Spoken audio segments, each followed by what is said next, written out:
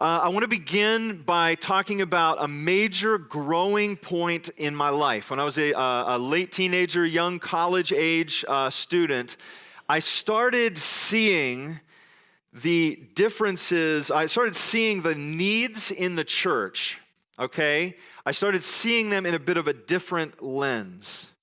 I stopped focusing on them as something that irritated me and rather as opportunities for things that I might become involved in. I want to pause for a second and just ask this. How many of you have been frustrated in the last couple weeks? Maybe frustrated with work? Anybody? Just be brave. Anybody a little frustration with work? We all get there sometimes. Anybody deal with some family frustrations in the last week? Your kid is raising your hand, Tom. That's an interesting scenario. Okay, that's fine. That's all good.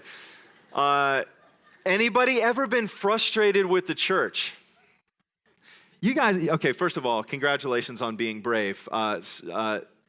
Phase number one is this. If you raise your hand for all three, we're going to have a special sort of prayer session for you because you got a lot of frustration in your life right now. Okay, we've got to work on that. The other observation that I want to make is I asked the same three questions in the first service. What a bunch of wimps they are in the first service. Way to be, they were like, there was this like most unlike, digging in kind of, okay, just admit it. We deal with frustrations with all kinds of things. And what I would like to suggest today is that when God began getting a hold of my life in those early college years, what started happening was as I started to see the needs of the church through a different lens, instead of getting frustrated by that, instead of becoming critical of that, and I did both of those things probably many times, probably all of us have done that, I started actually asking the question, how could I help to be an agent of change in this? How can I actually participate in the solution? And that's what we talk about, being part of the solution rather than just adding to the problem. I knew that I wasn't going to fix every problem that I encountered or that my little critical mind could come up with, but what I did find was this, that if I approached the issue with a little bit of humility and a willingness to serve, that there was never a shortage of opportunity for me to be involved and on purpose regarding God's mission, His church, and His redemptive plan. And I want to challenge you with that just a little bit today, that once you find your purpose, and last week Pastor Chad talked about that, great message. If you didn't get a chance, go back online and watch that message, really an important one. Finding your purpose, this sort of big theme kind of concept of loving the Lord with all your heart, mind, soul, and strength, that is a universal call for everyone who's in Christ, and then it's kind of lived out in ways that are as diverse as we are. So it's a wonderful thing, but once we find that purpose and we get that in place, we allow God to work that out in a unique way in our life, everything begins to change. Now, I want to guarantee you this. I promise that you will find greater joy and less frustration, at least in the church area, when you start to look through this lens. The more that I did it, the more that God actually began to nurture a call. I started seeing a lot of needs in the church, and one thing led to another, and I became a pastor. So you got to be a little careful in terms of how that works out. I didn't anticipate that, but here we are. Well, my journey continued, and a new challenge actually started to emerge. So I'm serving, giving, trying to see the needs or the frustrations as an opportunity. I'm trying to embrace that. A new challenge began to emerge, and I would suspect that most of you, whether it's in ministry or other areas, can relate to this. The new challenge was that there were too many opportunities. There were too many even expectations, which started to feel at times like a demand or even a burden. So what do you do when you see more opportunities than you are able to meet? You know that you can't do everything, right? Does anybody need to look at their neighbor and just say, hey, by the way, you can't do everything? It's just a fact. Even if you wanted to be in every place and solve every need, you just can't do it. You cannot do everything. And what encourages me about a message like we're going to look at today, which is all the way back in the Old Testament, Exodus chapter 18. If you have your Bibles, go ahead and flip there. The thing that encourages me about it is that it's not a new lesson. It's not a new problem even. So when I'm wrestling with this kind of thing, too many opportunities, too many needs that start to feel like a burden or demand, and I can't be in every place at one time, this is not a new thing. You are not the first person to grapple with this. I am not the first person to grapple with this, and that gives me a little bit of encouragement. What we start to see in Exodus 18 is exactly this kind of issue played out in the life of one of the greatest leaders, legendary leaders who has ever walked the face of the earth, and that is the Old Testament figure of Moses. Let me set the stage a little bit. We're going to look at the scripture together, and then I want to share a few things that I trust will help you recalibrate your priorities as you get started in a new year. Here's setting the stage a little bit. God's people are now out of slavery. They've come out of Egypt. They've left. They've fled. They've crossed the Red Sea. They've seen Pharaoh's army just recently defeated, swallowed up in the waves. They've come to the place that they've eaten manna and quail. They've even been given water from a rock, when they thought that they were going to die in the desert and they were going to be thirsty. And they grumbled to Moses, and he hits the rock and water comes out. And so the Lord has been providing for them in some very significant ways and experiencing a kind of a wild adventure. Most recently, they've come through a victorious battle with the Amalekites. And if you remember this, it's really a neat picture for us because this is the situation where Moses is praying up on the hill. Joshua is fighting the battle with the troops down on the hillside. And as Moses' hands are lifted in prayer, they're winning. You remember that? So it's a really interesting picture about the actual battles that we're facing and the way that we win them. Now, I think that's probably another message, so I'm not going to dwell on that today. But these are the things that the Israelite people have just recently come through. And now we come to verse 9 of Exodus 18, where Moses gets a visit from his father-in-law, whose name is Jethro. We're going to pick up in verse 9 and read several verses in following. If you don't have your Bibles, you can follow along on the screen, and let's read together. Exodus 18, 9 and following. Jethro was delighted to hear about all the good things that the Lord had done for Israel in rescuing them from the hand of the Egyptians. He said, "Praise be to the Lord, who rescued you from the hand of the Egyptians and of Pharaoh, and who rescued the people from the hand of the Egyptians.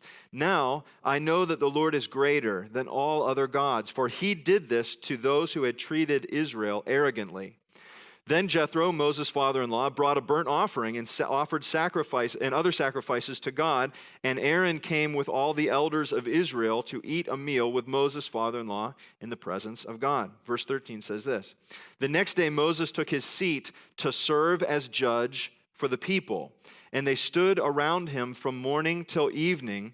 And when his father-in-law saw all that Moses was doing for the people, he said, "What is this that you are doing for the people?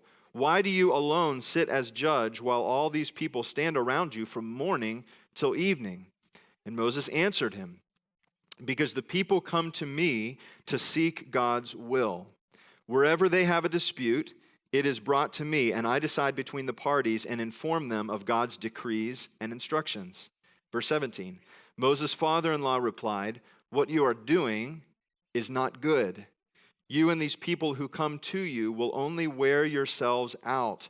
The work is too heavy for you. You cannot handle it alone. Listen now to me, and I will give you some advice, and may God be with you." We're going to pause there. May God add blessing to the reading of his word.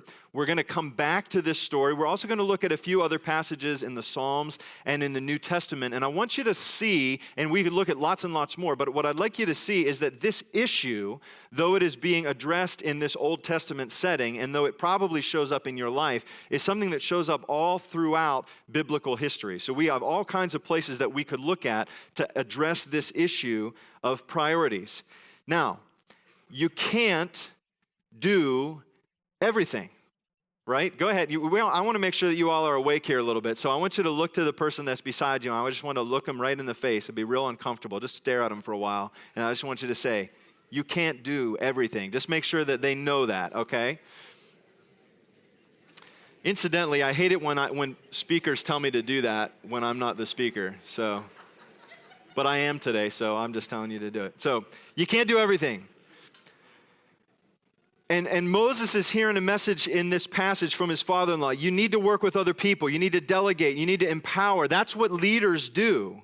And that's exactly what Moses is going to do in this passage. Knowing his purpose, he now begins to implement priorities that will reflect his calling to lead God's people faithfully. So the interesting thing is, looking back at last week's message, Moses could rightfully say, my purpose in life is to love God with all my heart, soul, and strength. Like he could embrace that. He could encourage God's people to do the same thing. But he has a specific way that calling is being carried out in his life. And if he's going to do that well without killing himself, he's got to institute some godly priorities. He's got to be reflective of that. He needs to do some recalibrating of his own. I'd like to make one or two observations before we just kind of look at sort of 6 application points that we're going to go through relatively quickly in terms of how you can then say, okay, how am I doing in this area of priorities as I get started in a new year? But let me make this observation about where the Israelite people are. Notice something in this passage that if you go back and you look at the preceding chapters, and especially if you know the story a little bit, a lot of you don't even have to go back, there is a different feel about this season in the lives of God's people than the previous ones.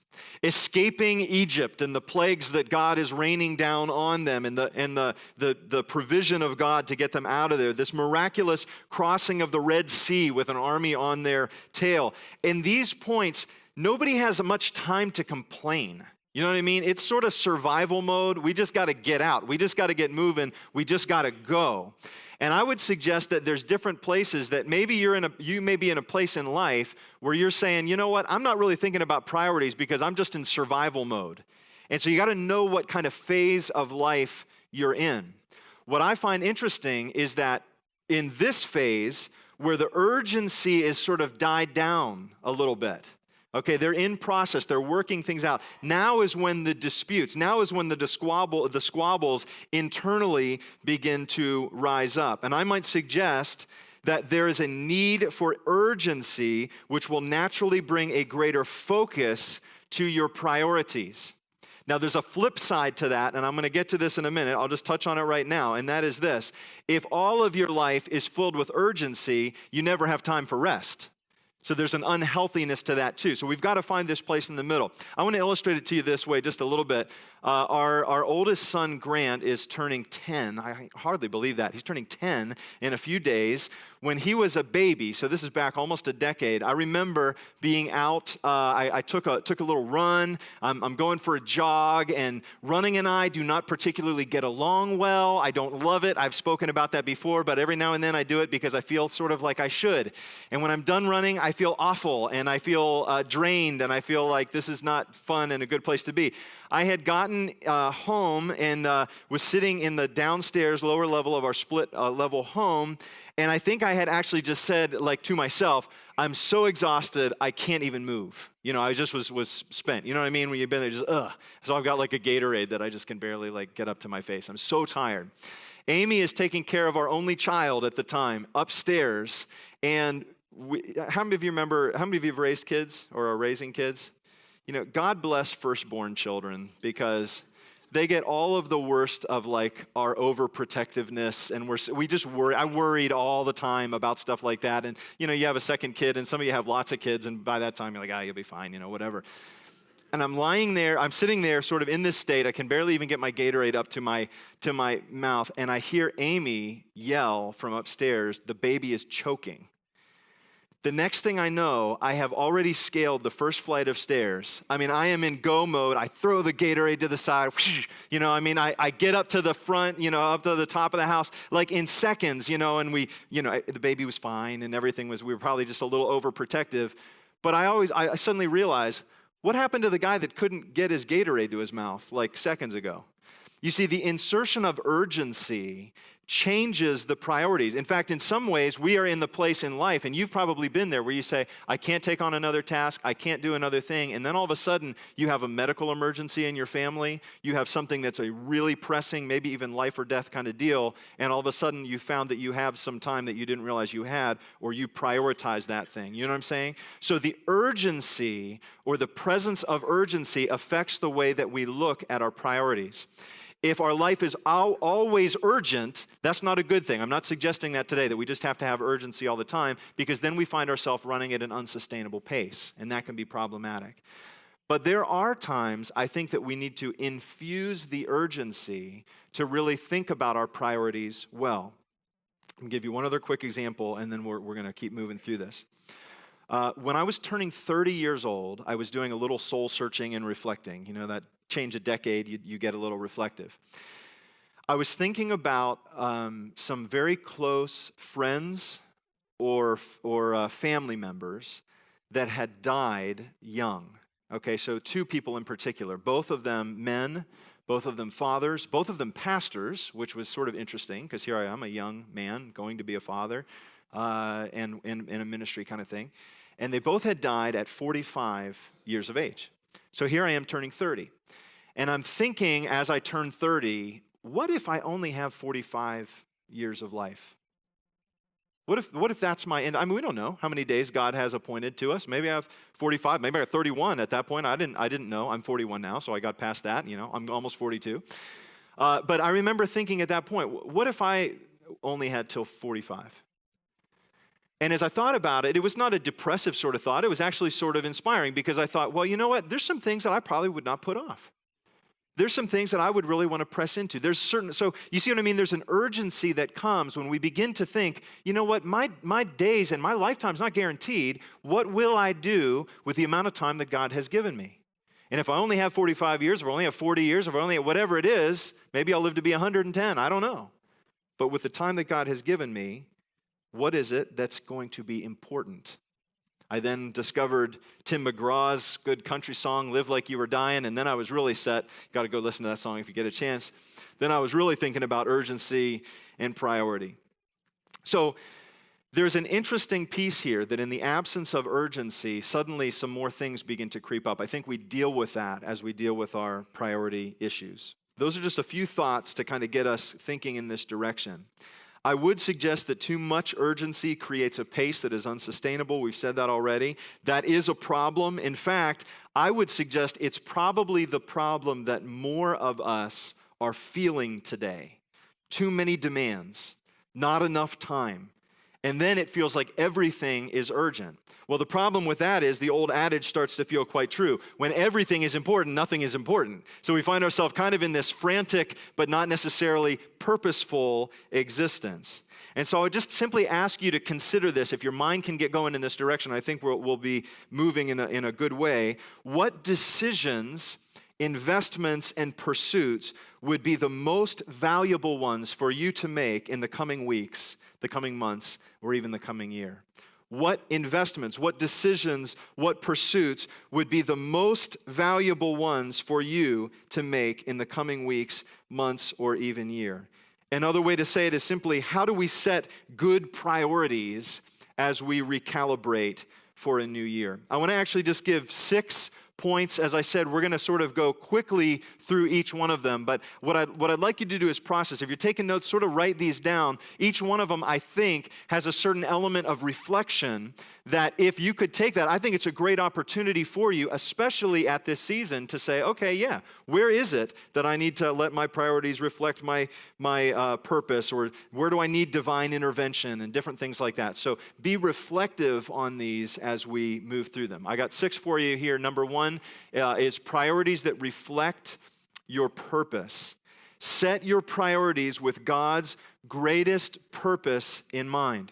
You know, the fact of the matter is, whether you look at it through a spiritual lens or not, whether you just look at it through work things that you're trying to do, every time that you say, it is important to me that this is done or this is accomplished or this wall is broken down or whatever it is that you're saying this is important to do, if your priorities are not set up in such a way, you're never going to reach that goal, right? So there has to be a reflexive kind of relationship. Your priorities should reflect your purpose. When you look at passages like Matthew chapter 6:33, it says, "But seek first the kingdom of God and his righteousness, and all these things will be added unto you."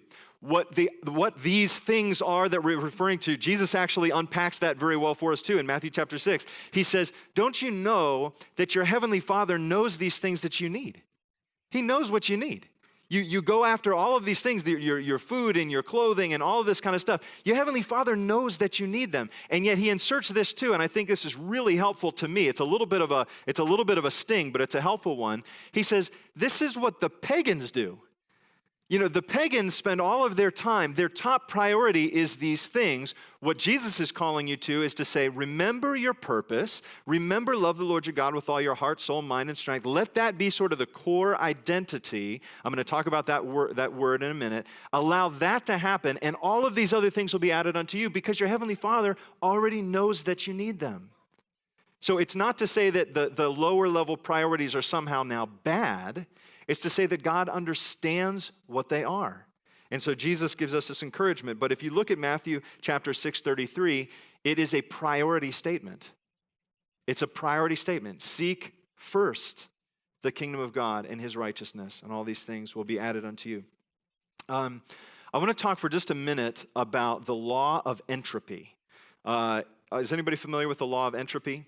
That would come from thermodynamics, and that essentially says that in very, very basic layman's terms, that objects are moving from a state or systems are moving from a state of order to disorder. Okay, that's kind of the natural order of things. So the law of entropy says that they're either staying the same or they're moving to a state of disorder. They're not sort of naturally self-organizing. If you need proof of the law of entropy, look at your house. Okay? Your house moves from a state, isn't that amazing how it just naturally moves from a state of order to disorder? I have a garage that I love to be clean. I don't always have a clean garage though. And part of it is because entropy number 1 and entropy number 2, who are my 2 little children, they go down into my garage. And if I'm going to be fully honest, I don't need a whole lot of help from them because I am the father of entropy. They go down into my garage and they move things around. And they take things out of their place and leave them out of their place. You know what I'm saying? And things get spilled and things get left uncleaned up or whatever. And so over a period of time, I need to go to the only person in my life that I know who defies the law of entropy. And that's my wife. And I say, honey, I need help from you now. Would you come and would you bring your entropy-defying powers into whatever segment of my existence that needs it? Amy has this sort of funny way about her that she walks through the rooms. I don't know if you saw the old musical Mary Poppins, you know what I mean? They do a little thing and all that kind of stuff goes into its little place. Amy does that. I don't know how she does it. I would suggest that you need an Amy in your life. You just can't have mine.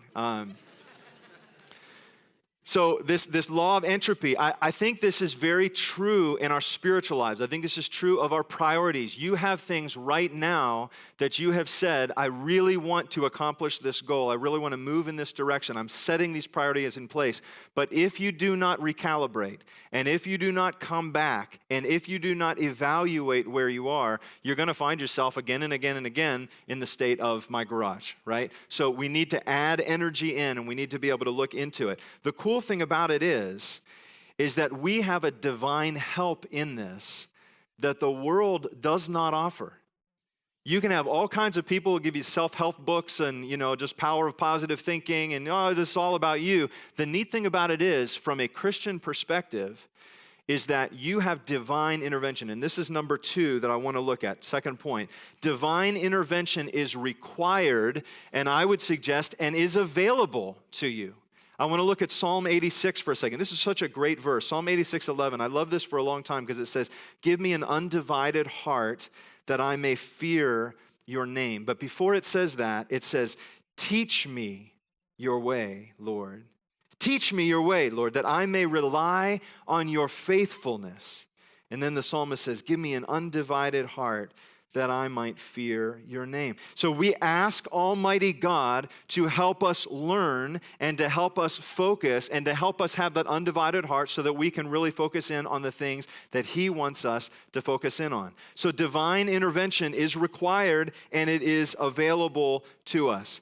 I want to just suggest this to you, that when we talk about setting priorities, and I really hope that you will, I hope that you'll take some time to reflect on what is it that God's kind of calling me to, and how is he calling me to kind of reorient my life in a way that would honor him. You are not seeking for your best version of life. You're not.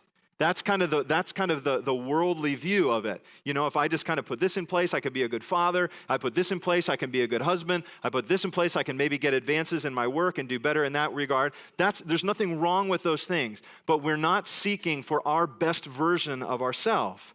What we are seeking is God's best plan for our life, and that's not always the same thing. So I'm saying, God, help me prioritize in such a way that I can get my hands around your best plan for my life. So number one, priorities need to reflect our purpose. Number two, divine intervention is required and it is available. Number three is this: remember your core identity. I used this phrase a minute ago. I want to camp on this for just a minute because I think it's so important for us that we get this down. When we ask people to identify, and we did this in a class last fall, we've done this with our staff, we've done this with a lot of different things. When we ask people to identify sort of those core accounts in life that need some attention, what are those priorities that you're going to go after? So it's not rocket scientist. We talk about your relationship with Jesus. We talk about if you're married, your relationship to your spouse. A lot of these are relational, right? So if you have kids, relationship to your kids or even grandkids, stuff like that. Then we talk about responsibilities, the work that you need to do. If you're involved in ministry or you serve in different ways, your finances, all of that. Those are kind of those life accounts. The thing I would ask you to consider this morning is that of all of the responsibilities that you have and of all the hats that you're wearing right now, right? You probably wear a lot of hats. You got your mom hat on, your teacher hat on, whatever it is, your job hat on, stuff like that. What is the identity that is your core? And here's where there's this awesome, beautiful gospel reality. When I make being the best dad I can be my core identity, I've really missed out on God's best plan for me. And in the end, I'm probably not going to be as good of a dad as I could have been if I had kept my core, my identity in Christ. When I'm going to be a good husband, I'm going to do all the right things, I'm going to really impress my wife and love on her well and everything like that. When I make that sort of my core, it essentially, all these things become little idols. They become little things that I can't really build my life on. A job is sort of a no-brainer. I mean, many of us have gone down that road of saying, like, I'm just going to pour my whole heart, life, and soul into this job and the next advancement and everything else, or my educational career, and I'm going to get there, and only to find that I'm burning myself out, I'm killing myself out, I'm not sustained, and I'm not satisfied. So this core identity piece is so critical, because here's the amazing thing that happens. When we get this right, and I'll tell you, I'm just being honest with you, this is frustrating to me because I don't always get this right. I know it in my head, and I've got to keep relearning it in my heart. When I get this right to understand, my core identity is I am a child of God, loved by Him, and that is all the evidence that I need is at the cross of Christ and the sacrifice that has already been made to show me His great love for me. When that is my core identity, and I can keep that sort of in the center, I operate out of that so much better. I'm a much better husband. I'm a much better dad. I'm a much better pastor. I'm a much better volunteer. Whatever it is that I'm endeavoring to do, I've got to keep that core identity in the place. So number three is simply remember your core identity. It's interesting to me because Moses is being overrun by what? Work. Or if you want to spiritualize it, he's being overrun by ministry. Either way, it's you can slice it either way. It doesn't matter. So if you are in ministry, I would say, hey, Moses is being overrun by ministry.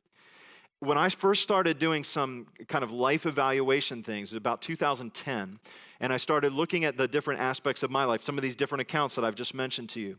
And when I started thinking about priorities, here's what I found. I said, okay, I want Jesus to be my number one priority. I want to be a good husband to Amy. I want to be a good dad to my kids. I want to take care of myself. That was something I was not really doing at all. And I want to minister well because God's called me to minister and to love on His church and everything like that. You want to take one guess at which of those things was the bully that was running over everything else on my priority list? Guess? It was ministry. It's just the Christian version of work. You know what I mean? So more needs, more demands, more expectations, more you got to do. You got to please people, got to keep working hard and everything like that. So ministry is now the bully that's running over everything else. Now, it makes no sense when pastors do this, and yet they do it all the time. It makes no sense when ministers of the gospel sort of forget about the gospel because they're working hard to do the work of ministry. But they do it all the time. We do it all the time. You do it probably all the time. And if you're not in a sacred kind of space in terms of your work, it's the same kind of deal. Work can run the table on everything else. So you're not taking care of yourself. You're not available to your kids or your wife. You're not doing all of these different things. And sadly, and this is where it really becomes, I think, very tragic, you've got people who are trying to, especially in ministry, live out their ministry while losing their core identity in Christ. That is the most messed up approach to priorities that you'll ever find. And so, especially because I know we have a lot of people that go to this church that are in ministry. Could I just gently challenge you in that if we, myself included, get that wrong, there's a lot of things that are at stake. And I think you probably know a lot of the stories that can come out of us getting that wrong. Interestingly, here's where it gets kind of cool. Number 4 is that every Moses needs a Jethro. So put yourself as the star of the story, which you probably do anyway, because that's kind of what we do. Every Moses needs a Jethro. Invite people to speak into your priorities who will offer wisdom, encouragement, and this is really critical, positive solutions. I have no desire or need for the person who wants to make it their job in life to give critical solutions to what everybody else is doing wrong. We get enough criticism. I'm looking for people who will speak into my life with positive solutions, but will be honest. They will say, listen, Aaron, this does not seem like you're in good balance, or you're not in good headspace, or you need to really work on this. We not only invite that, but we appreciate it. Every Moses needs a Jethro. And I started actually thinking about this. Well, first of all, let me show you what Jethro does for Moses. Here's what he says in verse 19 and 20. Let's just pick up on our story where we left off. He says, you must be the people's representative before God and bring their disputes to him. This is Jethro affirming Moses and his work. Teach them his decrees and instructions and show them the way they are to live and how they are to behave. The cool thing about it is he's essentially affirming, Moses, you do have a role in this. There's a part that really only you can play, and you're called to play it. Church, the same thing is for you. There is a role that really you are uniquely qualified and called to play. So go after that. But, verse 21, but select capable men from all the people, men who fear God, trustworthy men who hate dishonest gain, and appoint them as officials over thousands, hundreds, fifties, and tens. Have them serve as judges for the people at all times, but have them bring every difficult case to you. The simple cases they can decide for themselves. That will make your load lighter because they will share it with you. If you do this, and God so commands. I love how he's kind of playing the God card, but good. You need people who will do this. If you do this, and God so commands, you will be able to stand the strain, and all these people will go home satisfied. So every Moses needs a Jethro. So I would simply ask you to reflect on that. Who are the people that you are inviting and even expecting to speak into your life? I have about 3 literal kind of Jethro type figures that are older men that speak into my life, and they have full range. Anything that they see, I will receive from them. Why? Because I know that they're saying it in love to me. They're going to point out things that they're concerned about in love to me, and they're probably going to be offering positive solutions, not just being critical. They're going to offer positive solutions. I invite that. I started thinking about this. I don't want to reflect too long on it, but let me just share real quick. I started thinking about the blessing of having an elder board at this church, that any one of my elders here that wants to sit down and say, I have something I'd like to share with you, a concern or whatever else, I completely trust those guys. I absolutely trust those guys to speak into my life. And that's a blessing. We have a pastoral staff and a ministry staff that isn't afraid to say in love and encouragement to try to help one another, hey, could we talk about this priority? Could we look at this? Could we encourage each other in that? I think that's welcome. We're growing into that. I have a spouse. Amy has full access to my life, full access.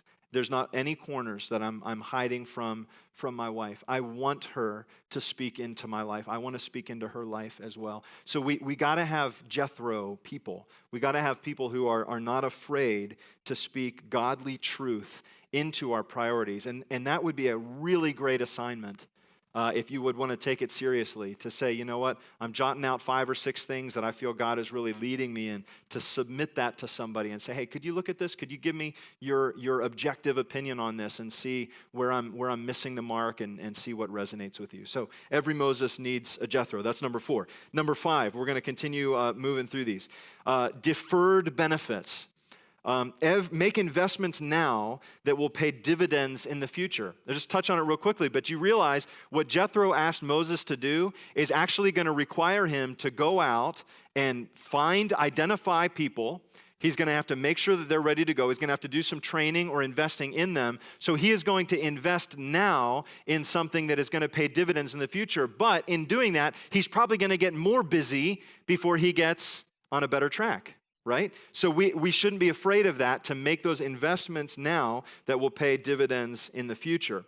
There's lots of ministry implications that we could look at, but he's taking time now for a wiser pace in the future. And then finally, number 6, to take inventory regularly. So when you're looking at your priorities, come back to these things. This is a great time of year to be looking at, okay, what are those priorities that I'm going after? Let me just give you a couple real basic things and then we'll close. As you know, so we get divine intervention, right? We get the Holy Spirit on our side helping us look through our priorities. If you would do that and you would take a little bit of time to reflect on that, I might suggest a few action things. Number 1, drop things immediately that are spiritually harmful. Okay, so by God's grace, you know, that thing that you're investing time, energy, you're kind of going after that, but it's either causing you to sin or it's causing you to stumble or somebody else or whatever. By God's grace, those are the things that right now we say, you know what? By God's grace, I'm gonna set that aside as the Holy Spirit brings things to light. You probably have stuff in your life. You're making investments and essentially prioritizing things that are harmful. By God's grace, we want to drop those things right away. So I don't want to have any of that stuff kind of lingering in my life. I'm trying to keep things current as I take regular inventory. Number 2 is be willing to drop anything that is not spiritually helpful. You probably have thousands of things in your life that are not spiritually helpful. I'm not suggesting at all that they should all be dropped. But as you think about what you prioritize, I would encourage you to be willing to drop anything that is not spiritually helpful. A few years ago, I got talked into doing a fantasy football league because it was going to be so awesome and so fun, and it was pretty fun, and I have nothing wrong with people that like to do fantasy football, but I don't do it anymore, and I'll tell you why. Instead of rooting for my one team, you know, that every now and then I check in with, and incidentally, that's the Steelers who are in the playoffs and playing tonight at 8 o'clock or so just saying, that's pretty cool. Instead of rooting for my one team, I'm trying to follow stats on people from all these other teams and and who's on the injured list and who do I need to play and And I realize it can be fun and it can be fellowship and stuff, but for me, looking at the amount of things that I had to do, this was several years ago, I was like, this is not a good expenditure of my time.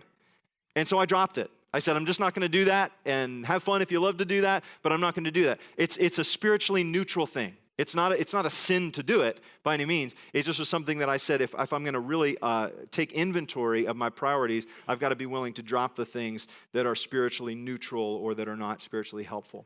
So things like that. So I would encourage you to look at the things that are sort of spiritually neutral. Be willing to drop the things that are not. And then finally, double down on the things that are spiritually beneficial, that cause you to grow, even if they're hard. You know, when we're in this season right now, calling people to pray, calling people to spend some time in fasting, that's hard. You know, disciplines are hard. There's priorities that you're called to pursue. They're not easy. But if they're spiritually beneficial, go after those things. Double down on the things that are spiritually beneficial. Let me just conclude this with how the passage then ends in verse 24. It says, Moses listened. Moses listened. You know, the Holy Spirit's speaking to you on something today, listen. Moses listened to his father-in-law. He did everything that he said He chose capable men from all of Israel and made them leaders of the people, officials over thousands, hundreds, fifties, and tens. They served as judges for the people at all times. The difficult cases they brought to Moses, but the simple ones they decided for themselves. And then Moses sent his father-in-law on his way, and Jethro returned to his own country. Moses listened. He said, I'm going to put this into practice. I'm going to look at my priorities and the way that I'm trying to do things. I got too much that's going on. So to a church people, a group of people that probably most of us would say, I just got too much. I don't have enough time. I have too many responsibilities. My prayer is that as you recalibrate and as you really do some digging in and some seeking that divine intervention and asking God to give you wisdom, be responsive to what he's asking you to do. Because next week, when you hear a little bit about recalibrating your passion, if you don't understand your purpose, priorities doesn't really make sense. And if somebody gets up here to talk about being passionate, you got to be passionate about something. And what we want to see is a church that's really set on fire as you're passionate about your God-given priorities that he's asked you to work out. So I trust that'll help you a little bit as you get started on this and take some time to reflect on it this week. Let's pray and then we'll close in worship. Jesus, thank you for giving us instruction. Thank you, Lord, for showing us examples of great men and great women of faith who throughout the years have wrestled with, in many ways, the same questions that we wrestle with. How do we do this right? How do we do this well? And I pray, God, that the things that we learn in our heads, that you'd help to kind of sink down to our hearts and to our hands and to our calendars and to our planning. And Lord, I pray that you would help us to do well in these very areas so that we could be more effective, so that we could be more in touch with the leading of your Holy Spirit and the relationship that you have called us to. And God, I pray that there wouldn't be any discouragement from this today, but rather that your Holy Spirit would encourage and lift up heads and point us in the direction that you want us to go. We pray you'd help us to do that. In Jesus' name, we look to you.